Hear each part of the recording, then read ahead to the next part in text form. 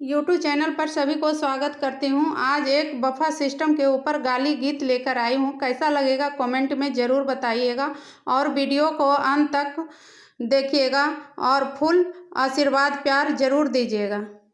तनी खाला ये समधी मटर पनीर तनी खाला ये समधी मटर पनीर तनी खाला।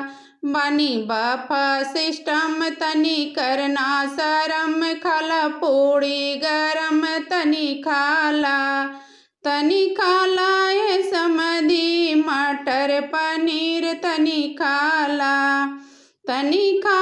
ये समधी मटर पनीर तनी खाला।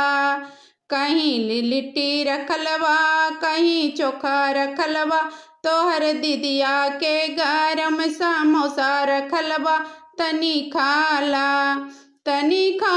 ये समधी मटर पनीर तनी खाला ये समधी मटर पनीर तनी खाला। बनी बफा सिस्टम तनी करना शरम खाला पूड़ी गरम तनी खाला ये समधी मटर पनीर तनी खाला। कहीं पोलाव रखलवा कहीं तड़का रखलवा तोहर दीदिया के नींबू के अचार रखलवा तनी खाला ये समधी मटर पनीर तनी खाला ये समधी मटर पनीर तनी खाला।